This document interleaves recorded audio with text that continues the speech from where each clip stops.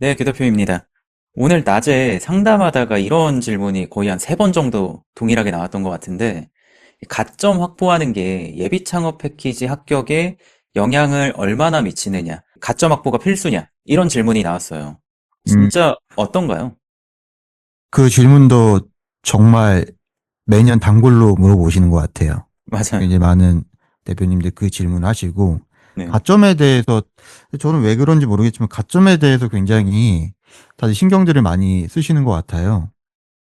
오늘 좀 확실하게 그 가점에 대한 내용을 좀 정리를 하면, 네. 일단 결론적으로, 가점은 합격 여부에, 어, 큰 관련이 없습니다. 그러니까 실제로는 가점이라는 항목들이 존재하고 네. 그리고 가점이 지금 보면은 최대한 3점까지도 가점을 얻을 수가 있거든요. 그런데 실제로 이 3점을 다 얻는 분은 이제 거의 없긴 하지만 어쨌든 뭐 1, 2점 정도의 가점을 얻으면 심사에 이제 유리한 건 사실이지만 현실적으로는 이 가점 1, 2점 차이로 당락이 결정되기는 굉장히 어렵다. 이렇게 말씀을 좀 드릴 수 있을 것 같아요. 음. 우선 하나하나 좀 볼까요? 가점에 대해서. 그러면 일단 가점 사항이 사실 많이 바뀌었어요. 예전에 비해서. 예전에는 뭐 특허라든지 여성 기업이라든지 그 뭐 정부가 변하거나 아니면 때에 따라서 정책 기조가 바뀌기 때문에 이 가점에 대한 사항들도 계속 변화하는 것 같습니다. 그죠. 그래서 현재 시점에 지금 가점 사항들을 보면 첫 번째가 2점까지 주거든요. 인공지능 대학원 졸업생이라고 돼서 고려대학교, 뭐 광주과학기술원, 서울대, 성균관대 이렇게 10개 정도의 대학에서 인공지능 관련된 전공을 졸업을 하게 되면 네. 이 사람들한테는 2점 정도의 가점을 주고 마찬가지로 밑에 보면 인공지능 융합혁신대학원 9개 교를 나오게 되면 똑같이 이제 여기 해당하면 2점을 주게 되는 거죠. 요 2점이 이제 가장 큰 것 같고요. 요거는 굉장히 특수하죠. 그래서 이 2점을 받으려면 여기 대학원을 이제 가야 된다라는 건데, 이게 이제 과연 이 점을 받을 만큼 이 대학원에 나오는 게 의미가 있느냐. 물론 지금 이 대학원들을 다니는 사람들은 이 점을 받을 수 있으니까 유리하겠죠. 그러나 이 점을 위해서 이 대학원을 꼭 진학해야만 할까는 우리가 조금 고민해 볼 여지는 있을 것 같습니다.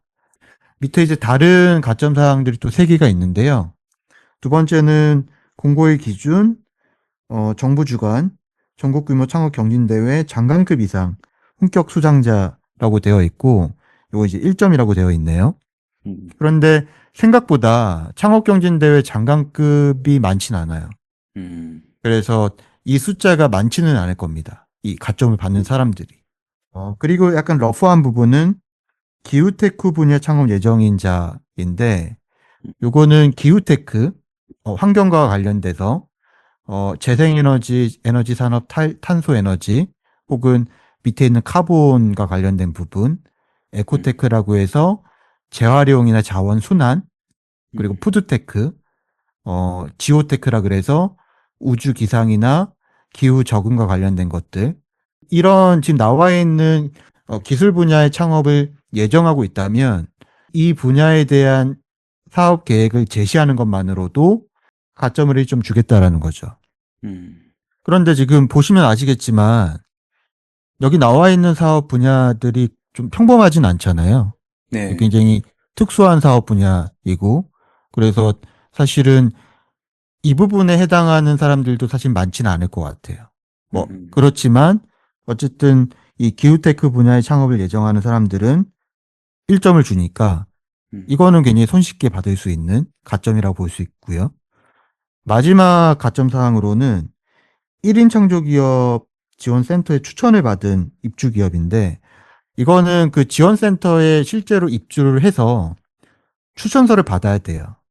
음. 그래서 뭐 제출하지는 않아도 되지만 어쨌든 추천을 받아야 되고 그 내용을 사업계획서에 명시를 좀 해야겠죠. 그런 팀들은 또 1점을 주겠다 이렇게 되어 있는데 저희가 이제 가점 사항들을 보면은 2점짜리 하나, 1점짜리 3개에서 총 5점이거든요. 네. 근데 이 5점을 다 받을 수 있는 게 아니라 최대 3점입니다. 최대 3점. 음.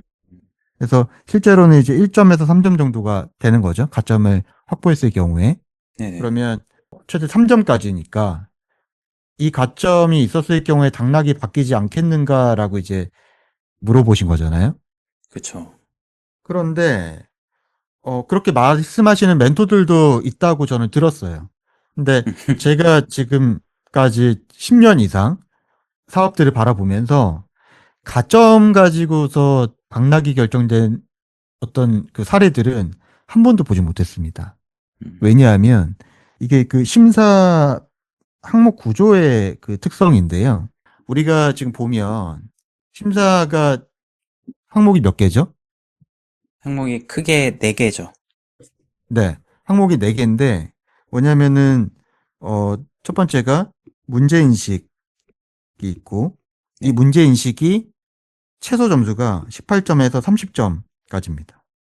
그리고 두 음, 번째가 해결 방안, 그 솔루션 부분이 있었죠. 네. 그래서 이 솔루션 부분도 마찬가지로 18점, 최소 18점을 줘야 돼요. 아무리 엉망이어도 우리가 18점은 주게 되어 있어요. 그래서 음, 18점에서 30점 사이. 그리고 세 번째가 성장 전략. 제가 항상 중요하다고 생각하는 거, 얘기하는 거. 그래서 성장 전략이 12점에서 20점 사이. 음, 그리고 마지막 팀 구성이 마찬가지로 12점에서 20점 사이죠. 네. 자, 평가 점수가 이렇게 돼서 총 우리가 100점 만점이 되게 되는데, 문제는 저희가 이제 평가를 할 때 사실은 정말 엉망인 팀, 엉망이라고 한다면 어떤 느낌이냐면 거의 대부분 작성조차도 잘 안 한 팀들이 18점이죠. 음, 그런데 그렇게까지 엉망으로 제출하는 팀들은 많지는 않아요, 이제는. 그쵸. 그래서 어느 정도는 다들 비슷비슷하게 이제 써오기 때문에 음, 우리가 실제 점수 구간이 어느 정도의 구성이 되냐면 22점에서 20한 7, 8점까지도 우리가 가는 것 같아요. 그쵸. 그래서 생각보다 이게 점수 편차가 꽤 큽니다. 이 한 항목에서 그러니까.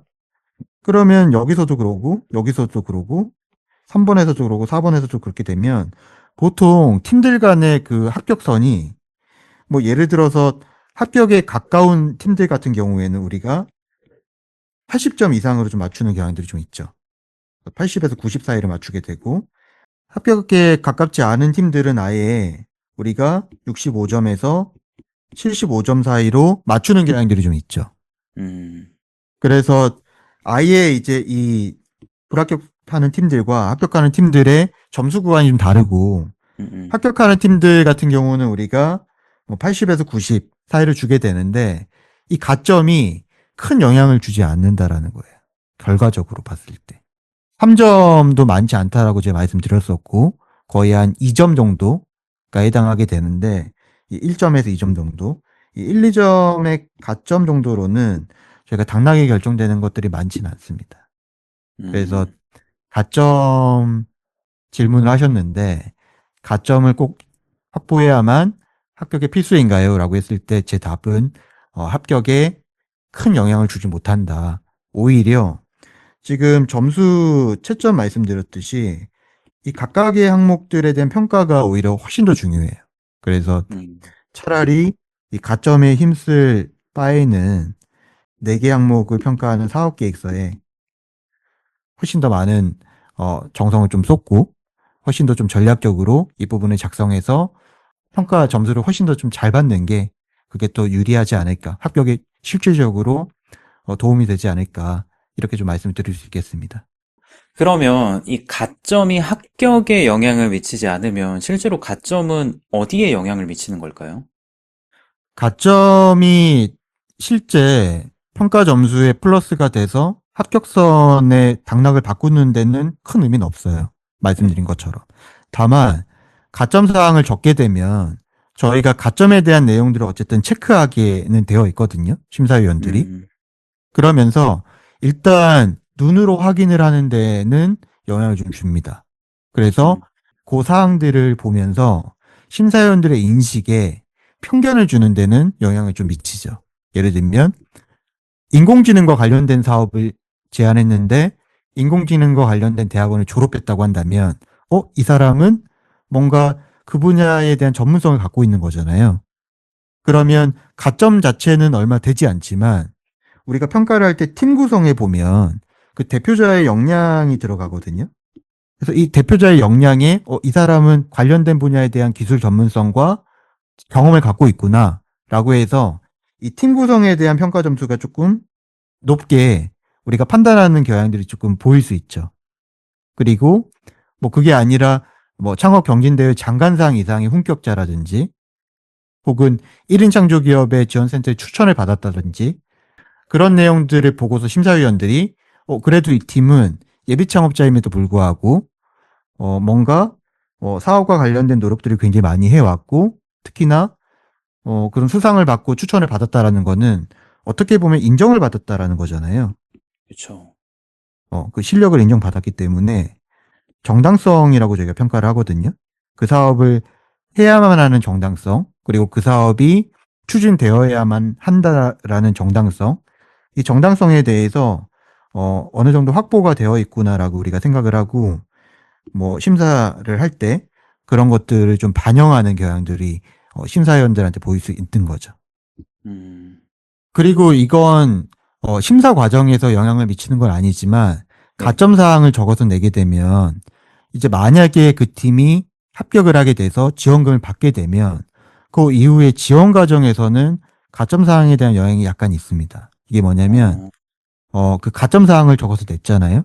수를 다시 한번 평가해서 그 등수 순위에 따라서 지원금을 받는 금액이 차등 지원하는 제도들이 좀 있어요. 그래서 기간에 따라서 이 금액들은 조금씩 달라질 수 있지만 네네. 만약에 평가 점수가 동급이라면 가점상을 낸 팀들을 우선적으로 조금 더 지원금을 지원해주는 그런 제도들이 있습니다. 그래서 이후에 이런 부분들은 조금 영향을 미친다고도 할 수 있을 것 같아요. 그러면 내가 합격할 수 있다라고 가정을 한다면 가점 사항들을 최대한 많이 챙기는 게 이득이겠네요. 그렇게 생각할 수 있겠죠?